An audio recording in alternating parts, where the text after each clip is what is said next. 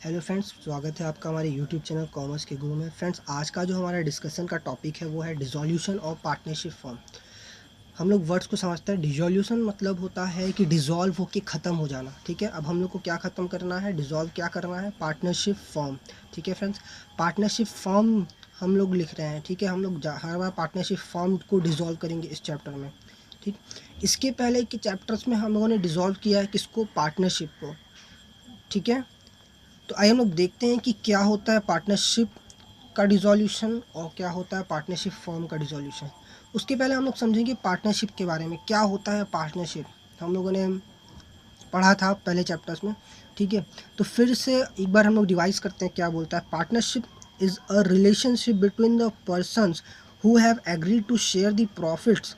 ठीक है, बोला गया है कि ये एक रिलेशन है किसके बीच में, पर्सनस। और वो लोग पर्सन क्या कर रहे हैं, एग्री कर रहे हैं शेयर करने के लिए profit of the business carried by all और एनी ऑफ देम। मतलब सारे पार्टनर्स करें या फिर कोई भी पार्टनर्स उन सब के बदले में करे। ठीक, तो हमको क्या यहाँ से चूज़ करना है कि सर ये क्या है, एक रिलेशन है किसके बीच में, persons who care agreed to share profit of the business. ठीक है, तो ये क्या था सर, ये था हम लोग का पार्टनरशिप जो है, ये है सर कि आपका रिलेशन है किसके बीच में, पर्सन्स के बीच में। तो जब जब भी मेरा रिलेशन चेंज हुआ है उनके बीच में, क्या चीज़ का रिलेशन सर, प्रॉफिट शेयर का, तब हम लोग क्या बोले हैं कि पुरानी वाली जो पार्टनरशिप थी वो डिज़ोल्व हो गई, मतलब वो ख़त्म हो गई। अब हम लोग क्या बना दिए हैं, नया पार्टनरशिप।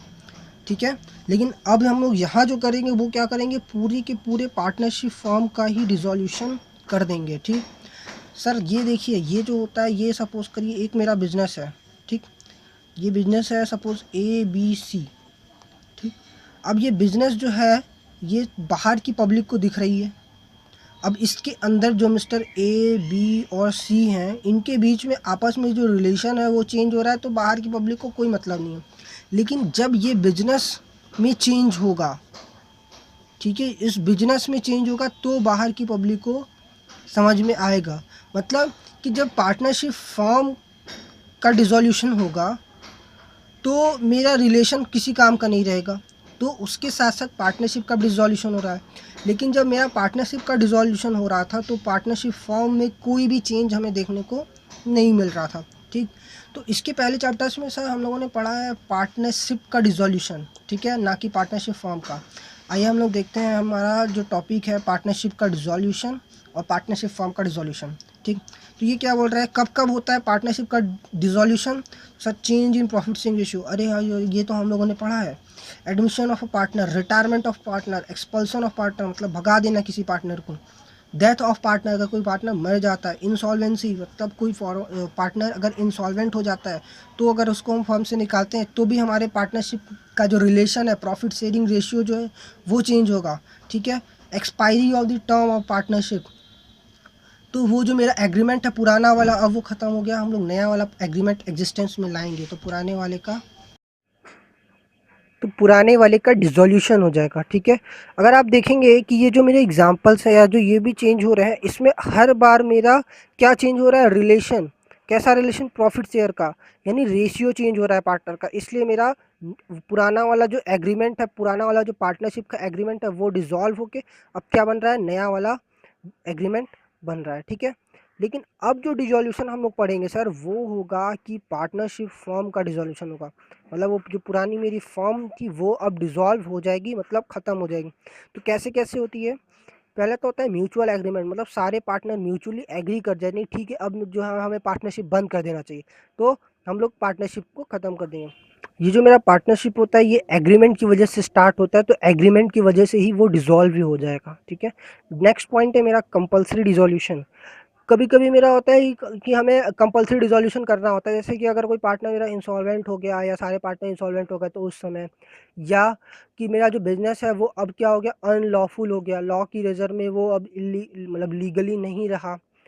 और क्या क्या है मेरा सर, हैपनिंग ऑफ इवेंट, कैसे कैसे इवेंट हो जाए जब इंसॉल्वेंसी हो जाए किसी भी पार्टनर की या सारे पार्टनर्स की, या मेरा जो ऑब्जेक्टिव जो था हमारा जिस जो पार्टनरशिप बनाने का था वो अचीव हो गया तो हमें बंद कर देना चाहिए। एक्सपायरी ऑफ पीरियड, जो मेरा पार्टनरशिप का पीरियड था, अब हम लोग नहीं चाहते हैं कि नया एग्रीमेंट एग्जिस्टेंस में आए या हम उसको रिन्यू करें, तो वो हमारा जो पुराना वाला एग्रीमेंट है वो ख़त्म हो जाएगा, तो उसके साथ साथ मेरी फॉर्म भी डिज़ोल्व हो जाएगी। ठीक है, नोटिस टू फॉर्म, कई बार क्या होता है कि कोई ऑब्जेक्टिव नहीं है, हमारा पार्टनरशिप फॉर्म चल रहा है चल रहा है चल रहा है, तो कोई भी एक पार्टनर पूरे फॉर्म को एक नोटिस दे देता है कि भाई हमारा जो बिजनेस है वो बंद हो जाना चाहिए, तो उसकी नोटिस की वजह से भी हम लोग बंद कर देंगे, या कोई कोर्ट का ऑर्डर आ जाए। ठीक है, आइए हम लोग देखते हैं कि हमारा बुक्स ऑफ अकाउंट्स में क्या क्या इफेक्ट पड़ता है या क्या क्या हमें मेंटेन करना होता है। ठीक है, देखिए मेरा पार्टनरशिप जो बिजनेस है वो अब बंद होने जा रहा है, वो ख़त्म होने जा रहा है। ठीक, तो हमें क्या करना होगा कि सारे बुक्स ऑफ अकाउंट्स को क्लोज करना होगा, सारे एक एक एंट्रीज से हम लोग सारी एंट्रीज से क्या करेंगे, अपना क्लोज करेंगे। ठीक, तो उसके लिए सबसे पहला बनता है रियलाइजेशन अकाउंट। रियलाइजेशन अकाउंट का काम ही होता है सर, रियलाइजेशन अकाउंट का सर काम ही होता है कि सारे बुक्स ऑफ अकाउंट्स का, सारे जितने भी मेरे अकाउंट है उन सबको क्लोज करना। ठीक है, इसको क्लोज कर दिया मतलब सारे एसेट्स का सेटल, लाइबिलिटीज़ का सेटलमेंट करना, एसेट्स को बेचना। ठीक है, वो सारी चीज़ हम लोग देखेंगे सीखेंगे अभी नेक्स्ट वीडियो में। तो अभी हम लोग देखते हैं ये कि क्या क्या अकाउंट बनता है, ओवरव्यू लेते हैं। तो फिर बन गया partnership, partners capital account. Sir अगर उनका कोई लोन अकाउंट रहेगा तो ये इसके पहले बन जाएगा, अगर कोई लोन रहता है तो जनरली क्वेश्चन में दिया रहता है और रहता है। और एट लास्ट हमारा कैश अकाउंट बनता है कि मेरा कैश जितना आया उतना चला गया। ठीक है, तो हम लोग नेक्स्ट वीडियो में जाके देखेंगे रियलाइजेशन अकाउंट। ठीक है, तो नेक्स्ट वीडियो आप ज़रूर देखिएगा, काफ़ी इंटरेस्टिंग वीडियो होने वाला है। और मैं एकदम इजी तरीका बताऊंगा आपको बनाने का और कॉन्सेप्ट बताऊंगा ताकि आपको ये याद हो जाएगा। ठीक है, ओके, थैंक यू।